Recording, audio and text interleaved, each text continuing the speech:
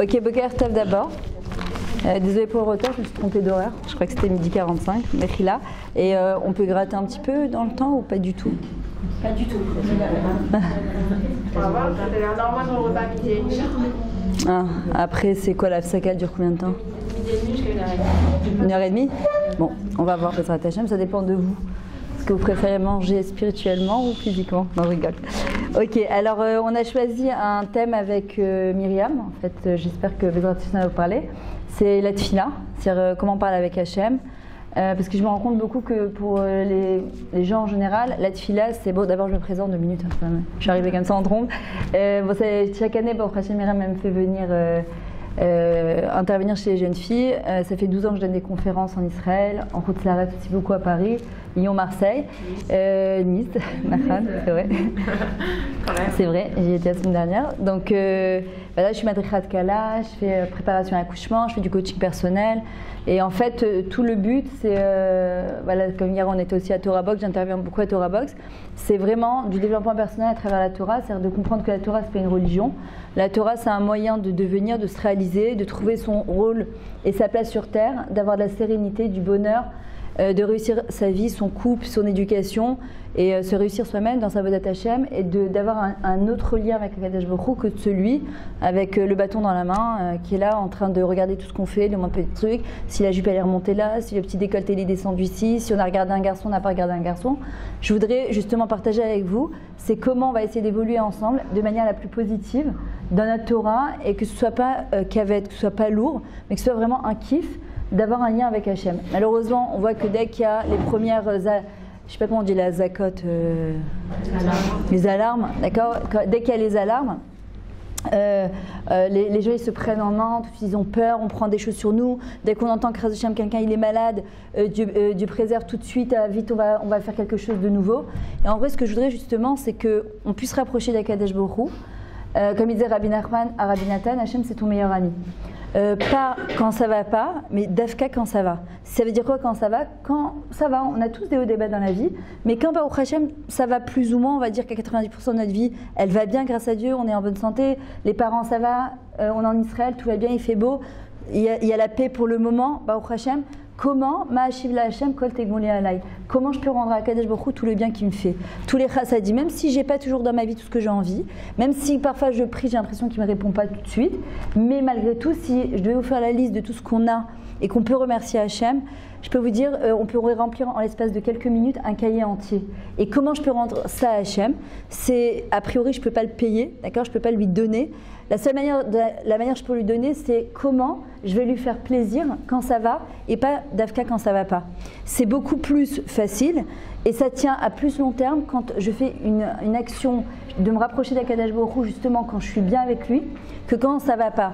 Je me suis rendu compte malheureusement trop souvent, c'est que les gens, quand ça va pas, et qui se rapproche d'Akadosh Baruch Hu, dès que ça recommence un petit peu à aller mieux, hop, il lâche prise. Pourquoi? Parce que ça n'a pas été fait de manière réfléchie. Il y en a parfois, oui, après Chaz Shalom, un coup, il se rapproche d'Akadosh Baruch Hu. Maintenant, je voudrais essayer de vous donner des outils pour vous rapprocher d'Hachem de manière kiffante, de manière joyeuse, de manière sympathique. Comme je vous ai dit, Rabbi Nachman disait à Rabbi Nathan, Hachem c'est ton meilleur ami. Je ne sais pas c'est quoi le lien que vous avez à Hachem. Quand je dis aux gens qu'il faut parler à Hachem, soit il me dit mais je fais ma tefila. Je ne parle pas de faire cette tefila, d'ouvrir un sidour et de prier. Je ne parle pas de ça. Je parle de ça, on le fait, si on le fait, est-ce qu'on le fait de manière concentrée? On le fait parce qu'on est obligé, on le fait parce qu'on n'a pas le choix, on le fait parce qu'on comprend que c'est important. Pourquoi je prends un sidour, j'ouvre mon sidour et je prie à Kadosh Baruch Hu? Maintenant, il y a une autre manière de parler à Hachem, c'est parler avec son cœur, parler avec ses mots. Est-ce que vous savez, qui c'est qui peut me dire pourquoi on prie? Hachem, a priori, il n'a pas besoin de compris, honnêtement. C'est-à-dire qu'il sait ce que j'ai besoin, c'est lui qui sait ce qu'il me donne. Ce qu'il me donne, c'est exactement ce que j'ai besoin de recevoir pour le moment. Quand il ne me répond pas à ma tefila, c'est pas parce qu'il ne veut pas me répondre. Il ne m'a pas dit non, il m'a dit oui plus tard, ou j'ai autre chose à te donner qui est beaucoup mieux que ça. Je vois parfois, j'ai des calottes, elles me racontent que parfois elles ont prié, elles voulaient absolument se marier avec ce garçon, non, et qu'au bout du compte, elles étaient dégoûtées parce qu'elles n'ont pas été reçues, que le shidduch il n'a pas marché, et elles ont pleuré, elles étaient déprimées. et elles me disent une fois qu'elles ont rencontré le bon, elles se disent waouh, comment Kadosh Baruch Hu il est gadol, heureusement que je ne me suis pas mariée avec le premier et que comment Hachem il sait ce qu'il donne, seulement nous parfois on le limite à Kadosh Baruch Hu. Alors d'après vous, pourquoi on prie? S'il sait ce que j'ai besoin, qu'est-ce que j'ai besoin d'ouvrir ma bouche et dire à Hachem, je t'en prie donne-moi ci ou donne-moi ça, puisqu'il sait exactement ce que j'ai besoin. Parce qu'il faut essayer d'abord faire sa part dans la vie. Ça je t'adloute, ok il a fait. Avoir une connexion, remercier, qui c'est qui a dit remercier? C'est toi? Ok, pour remercier. Qui d'autre a une réponse? Pourquoi on prie? Alors, pourquoi on prie? Alors, vous avez toute réponse? Pour nous-mêmes. La reconnaissance, prendre conscience de tout ce qu'on a, pour nous-mêmes, c'est-à-dire? C'est-à-dire qu'en vérité, enfin, je sais pas si c'est pour tout le monde, mais moi, personnellement, quand je fais ma matrila, je me sens pas bien toute la journée. T'as l'impression qu'il te manque quelque chose. Il me manque quelque chose, et quand je fais ma matrila, je me sens mieux. Nahod. Alors, en vrai, c'est une espèce de connexion comme ça que tu as avec Akadosh Baruch Hu. Oh, excusez-moi, 2 minutes, ok. Alors, pourquoi on prie? Il a 2 minutes. Hein, de quoi? Alors, pourquoi on prie? Deux choses. Premièrement, pour avoir un peu plus de Achna'a, c'est-à-dire de soumission par rapport à Hachem, comprendre que tout vient de lui et que sans lui, on ne peut rien faire. On ne peut pas lever le petit doigt. Vous pouvez réviser un contrôle, arriver, devoir votre contrôle, vous l'avez super bien révisé. Ah, ça y est, je suis prête, je suis balèze dans cette matière, je maîtrise. Tu arrives devant le contrôle, rien du tout. Tu comprends rien, tu comprends pas l'énoncé, tu as tout oublié, le trou noir. Parfois, tu peux arriver, tu comprends pas très bien. Donc, la seule chose qui te reste à faire, justement, c'est de prier, de dire à Hachem, écoute, il n'y a que toi qui peux m'aider parce que je comprends rien du tout. Et à ce moment-là, avoir une super bonne note. Il n'y a aucun rapport avec le fait de ce que tu sais, ce que tu apprends, ce que tu fais dans la vie et le résultat. Vous verrez quand vous grandirez, elles peuvent vous le dire les dames mariées, d'accord? C'est qu'il y a des fois, tu fais plein de choses et tu pries, tu prends sur toi des choses, aucun rapport, tu n'obtiens aucun résultat. Et parfois, tu as des gens, ils font strictement rien, ou ils font un petit peu, ils ne se comportent pas super bien, ils reçoivent beaucoup de choses dans la vie. Pourquoi on prie? Premièrement, pour avoir de la Achna'a, c'est-à-dire de comprendre que je ne peux pas bouger le petit doigt si ce n'est pas Kadosh Baruch Hu qui m'aide à le bouger, ce petit doigt. Arriver à comprendre que sans un Kadosh Baruch Hu, je ne peux rien faire. Je vous raconte un truc qui m'est arrivé, que j'ai déjà raconté, il me semble, l'année dernière. En tout cas, je crois que je t'avais déjà eu en cours, non? Ouais. Je sais pas. Moi, t'as pas dû m'avoir, alors je t'ai pas marqué. Alors, en fait, j'ai passé mon bac à 16 ans et demi, comme ça, 17 ans, au Zaratora de Créteil. Ce qui s'est passé, c'est que je me suis mariée. Il y a des gens de Créteil, de Zaratora? Ouais. Si. Ah, ok. Alors voilà, j'étais au Zaratora de Créteil, j'ai passé mon bac. Et le lendemain du bac, je me suis mariée. Donc j'étais sous la roupe, ma main, je suis le lendemain du bac. Donc vous pensez bien que ma tête, elle n'était pas disponible tellement pour le bac. Je savais que je faisais mon alia juste après le mariage, donc il était hors de question que je vienne sans mon bac. Et en même temps, ma tête, elle n'était pas du tout disponible pour étudier. Mais bon, il fallait que je fasse quand même un minimum de ishtadlout, quoi, un minimum d'effort. J'ai révisé mon bac, j'arrive au bac de philo. Alors moi, la philosophie, aujourd'hui j'adore, avant je détestais. On avait une prof très ennuyante. Je ne comprenais pas ce qu'elle voulait de ma vie. Elle parlait, on dirait qu'elle allait s'endormir sur sa matière. C'était pas du tout agréable. Et elle me mettait, elle disait, mère, je lui mets un demi pour ne pas lui mettre 0, c'est gentil. Donc arrivé au bac de philo, je me dis c'est quand même coefficient 2. J'ai révisé quelques matières, enfin quelques trucs, textes qu'on m'avait dit. On m'avait dit essaye ça. Je suis partie voir mon Rav. Mon Rav, il m'a dit, c'était le Rav Edenberger, il m'a dit écoute, essaye de parler de droiture, de justice et je ne sais plus de quoi, de vérité, je crois. Et tu vas voir que ça aide beaucoup en philosophie. J'arrive donc un peu prête. Je lis l'énoncé. Il l'aurait écrit en chinois, ça aurait été pareil pour moi. Je comprenais rien du tout. Et là, je dis à Hachem, non mais là, tu peux pas me planter, quoi, c'est pas possible, je comprends rien du tout. Et je fais ce que mon Rav il me dit. Donc je parle, j'écris ce qui me passe par la tête. Je vais récupérer les résultats du bac, je crois 1 ou 2 semaines après mon mariage. Mon mari, c'est lui qui ouvre les résultats, il me dit, qu'est-ce que tu as raconté en philo? Je dis, j'ai eu 16. Et quand j'ai relu mes brouillons, je peux vous dire que c'est pas moi qui ai écrit, c'était beaucoup trop bien écrit.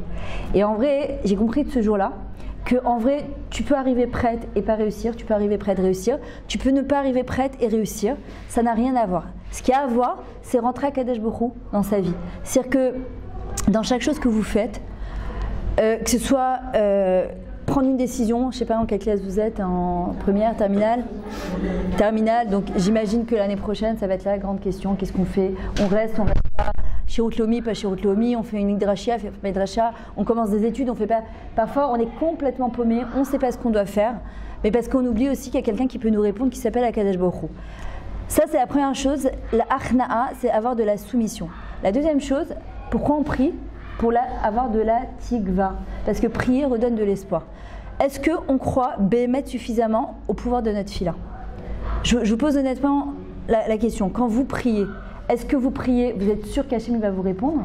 Ou vous priez, vous dites, je ne suis pas au top dans ma Avodat Hashem, donc je ne suis pas sûr, je ne suis pas le Rav Kanevski, moi, ou le Rav Citruc Zichron Tzadik Livracha, ou la Rav Kanevski, pour qu'Hachem me réponde. Honnêtement, quand vous priez, est-ce que vous êtes persuadé qu'Hachem va vous répondre?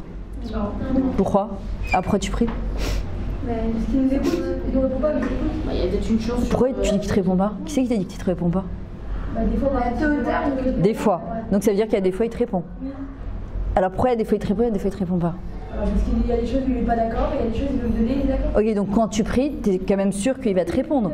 Sinon tu prierais pas. Tu vas pas ouvrir un sidour ou ouvrir une fila si tu penses que tu vas pas, ou bien tu le fais de manière automatique comme un robot. C'est-à-dire je prie parce que je suis tenue de prier, parce que je suis juive, parce qu'on m'a dit qu'il fallait que je fasse une fila par jour. Non, mais c'est peut-être pas répondre, c'est peut-être penser qu'on n'est pas assez méritant pour ce qu'on demande à Dieu ou la tula qu'on va faire. Par rapport à, parce que vous parlez de la Avodat Hashem, Ouais.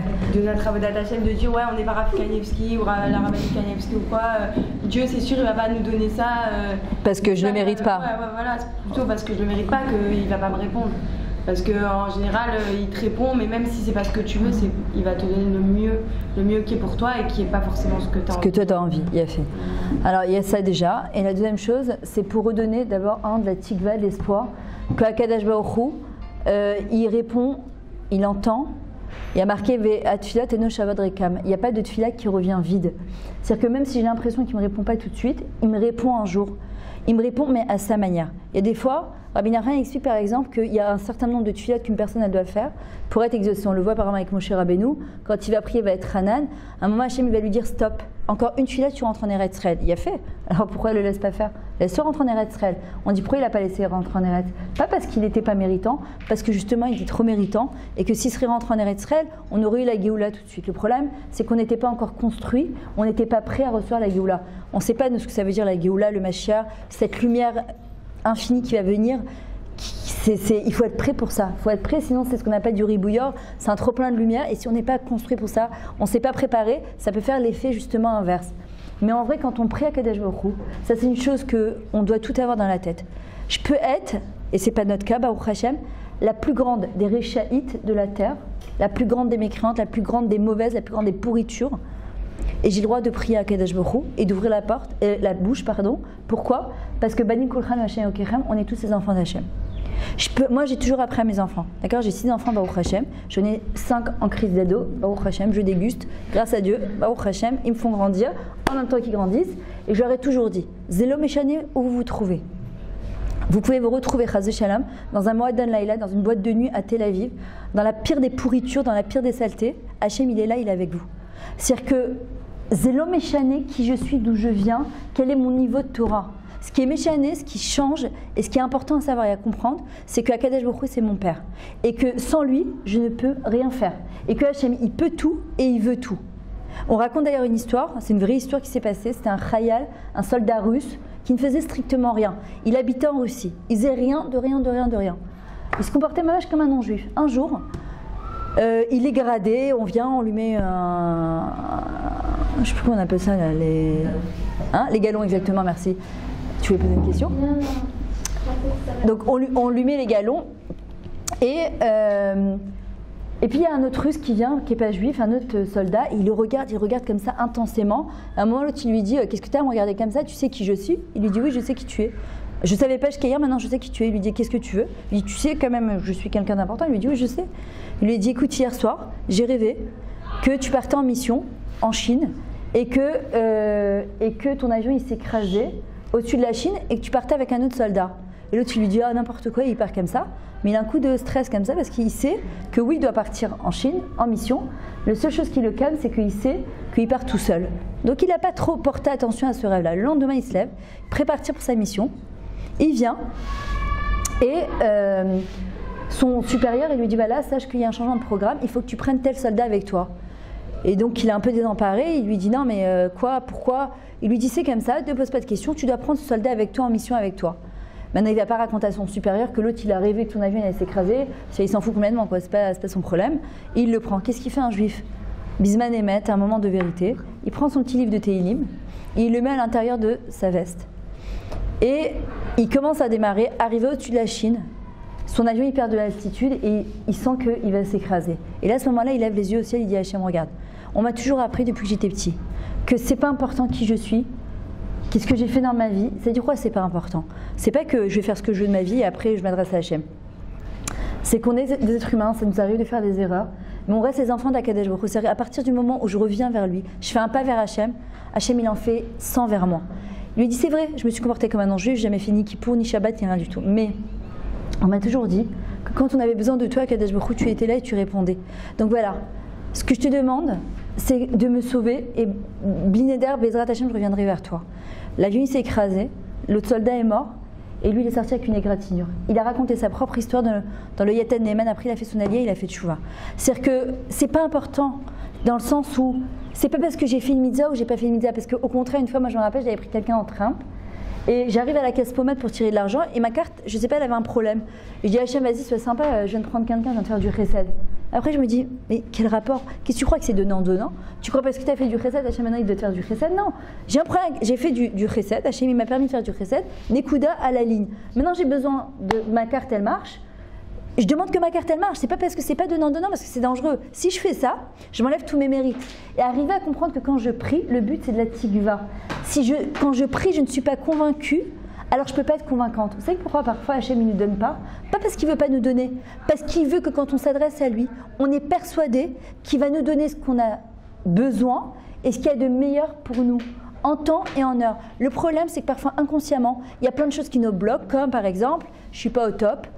Parfois je me mets en pantalon, parfois ma jupe elle est pas bien, parfois je sais pas bien mettre fila, parfois je fais du lachon hara, parfois je m'énerve, parfois je sais pas quoi, parfois j'ai des mauvaises pensées, parfois je suis jalouse, parfois. Alors pourquoi tu veux qu'Hachem me réponde? Vous croyez qu'il y a que les tzadikim que Hachem y répond? Mais pas du tout. Alors sinon, pourquoi on ouvrirait notre bouche et pourquoi on prierait? Absolument pas. C'est Akadosh Baruch Hu, il est là, il est présent dans notre vie. Et au contraire, je sais pas qui c'est qui a dit, c'est pour recréer un kécher avec Hachem. Le but, la raison pour laquelle on prie, c'est pour avoir un lien avec lui. D'accord, maintenant, c'est par exemple, il y a des gens qui font des sgoulottes. 40 jours de Nishmat Kol Chai, 40 jours de Perek Shira, 40 jours.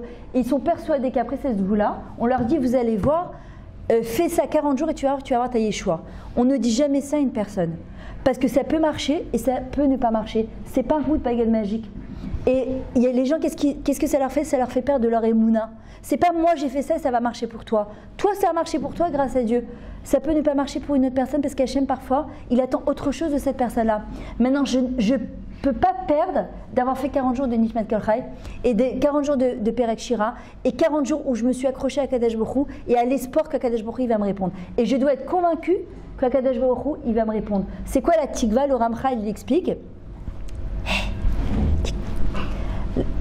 C'est quoi l'espoir? Le Ramchal il dit, c'est quoi Tikva? Kav, he, c'est se tracer une ligne droite entre moi et Akadosh Baruch Hu. Kav, he, je me trace une ligne droite entre moi et Akadosh Baruch Hu. Et ça c'est le but. Maintenant, comment on prie? Comment on s'adresse à Hachem? Alors il y a la tfila normale et il y a la tfila qu'on prie avec sa bouche. Être en connexion 24 heures sur 24 avec Hachem, c'est-à-dire qu'il fait partie de ma vie. Il y a des gens qui ne veulent pas l'embêter, moi je me rappelle. Mes nièces de Nice, Odaya et Karen, la première fois que j'étais partie chez elles il y a très longtemps, c'était pour la Bamia d'Odaya, d'ailleurs ça fait... Ouais, délice. Elles avaient, je crois, il y a 6 ans, 7 ans, comme ça, 8 ans peut-être même. Ouais, Odaya elle a 20 ans, donc ça fait 8 ans. Je me rappelle la première fois, j'étais là, donc j'étais partie pour la Bamia de ma nièce, et puis d'un coup je cherche mon foulard, on était plein, je trouvais pas mon foulard, je me dis où est mon foulard? Je dis Hachem, il est où mon foulard? Et ma nièce elle me dit, non mais franchement tu vas pas demander à Hachem où il est ton foulard quoi. Et d'accord, ah mais ça. Elle avait dit que vous n'avez pas honte de dire merci Hachem et tout, et de parler à Dieu devant tout le monde. Et en fait ma nièce elle me dit, mais qu'est-ce que tu fais tata? Mais qu'est-ce que tu fais tata? Alors tu demandes à Hachem ton foulard? Je lui dis bah oui. Et je comprenais pas ce qu'elle voulait quoi. Elle me dit non mais tu vas pas embêter Hachem pour ton foulard quoi. Alors je lui ai dit bah si, qu'est-ce que je vais l'embêter que pour des choses graves? Je comprends pas. C'est comme si moi j'ai mes parents qui sont encore à Créteil, je les appelle une fois tous les 10 ans pour leur dire oh maman j'en peux plus, oh maman je craque, oh maman j'en ai marre. Elle va me dire mais t'as pas des choses sympathiques et agréables à me raconter? C'est-à-dire que si mon lien avec Hachem il est que quand ça va pas, là j'ai avoir un petit problème quoi. Alors forcément quand ça va pas et que je me comporte pas au top, là je vais avoir honte de m'adresser à lui. Mais quand je l'embête à Kadesh Baruch Hu pour tout et n'importe quoi. Par exemple, de vouloir trouver le foulard qui est bidouké assorti à ma veste. J'ai pas de problème de l'embêter Hachem, j'ai besoin d'un foulard qui soit exactement la même couleur que ma veste. D'accord? Et bien il me l'envoie, la preuve, voilà, je l'ai. D'accord? Comment, pourquoi, d'où? Ma baya. Le lendemain, je cherche mon bandeau et ma nièce d'ailleurs elle vient et dit ah ben on va essayer alors. Hachem, je t'en prie, tu peux trouver le bandeau de ma tata? Et j'ai trouvé. Et de ce jour-là, elle m'a dit j'embête Hachem pour tout et n'importe quoi. Et je vous assure que ce lien que vous créez avec lui, que ce lien que vous créez avec lui, il est incroyable. Parce que c'est pas, je l'embête que quand que c'est très très grave et qu'il y a des gens malades et que Dieu préserve. Non. Je l'embête pour tout et n'importe quoi. Là par exemple, avant de venir, j'ai demandé à Kadesh Baruch Hu que la roue elle soit halak, que j'ai pas de circulation, que j'arrive à l'heure. Bon, sauf que je me suis trompée d'heure. Je pensais que c'était à 11h45 et pas à 11h30. D'accord, c'est-à-dire que embêtez-le pour tout et n'importe quoi. Maintenant, comment on s'adresse à Kadesh Baruch Hu? Parfois, on minimise Hachem, on le rend petit. Ça veut dire quoi qu'on le rend petit? On le met à notre niveau. C'est-à-dire que si moi je ne suis pas persuadée que je peux obtenir quelque chose de lui, alors je ne vais pas lui demander. Ou si je lui demande, je ne suis pas sûre qu'il va me le donner parce que je me dis qui je suis, puis comment il va me le donner, et comment ça va arriver cette chose-là. Et en vrai le truc c'est d'arriver à comprendre que ça, le comment, ce n'est pas mon problème. Moi quand j'arrive devant Hachem, je dois être convaincue que la chose qu'il va me donner, il veut me la donner, si c'est bien pour moi, et il peut me la donner. Il n'y a rien qui limite Hachem. Rien. Il n'y a strictement rien qui le limite. Le problème, c'est qu'on le limite et que parfois tu pries de manière consciente, mais inconsciemment, tu bloques ta tefila. C'est pas lui qui la bloque, c'est nous qui la bloquons. Pourquoi? Parce qu'on est persuadé qu'on n'est pas persuadé qu'Hachem peut la donner. Je peux raconter des tonnes d'histoires de choses qui m'est arrivé à moi, pas à quelqu'un qu'on m'a raconté. Que parfois tu te demandes Maïn Yavo Ezri, mais d'où elle va arriver l'aide? D'où la Yeshua elle va arriver? Parfois tu te dis, mais Hachem, mais comment je vais faire? Et boum, elle t'arrive comme ça. Pourquoi? Je lui dis, tu sais quoi, je te jette les dossiers. Comment ça va arriver? C'est pas mon problème. Moi, je sais à Kadesh Baruch Hu que j'ai besoin de ça et j'ai besoin que tu m'aides dans ça. Mais par contre, attention, Hachem, il n'aime pas les associés. Ça veut dire quoi? C'est pas, je lui dis, j'ai besoin de toi, mais je vais faire intervenir ma mère qui est banquière, mon père qui est médecin, mon oncle qui est très... Non, il y a fait. Ta Ishtadlout, elle est d'abord. Tu prends tes dossiers, tu les jettes à Hachem. Tu lui dis, c'est toi qui t'occupes de tout. Après, tu démarches. Nous, ce qu'on fait, c'est que d'abord, on démarche. On fait tout ce qu'on peut faire et quand on craque, on lui dit Hachem, écoute, là vraiment, j'en peux plus. Non, on fait exactement le contraire. C'est d'abord, tu fais ce que tu as.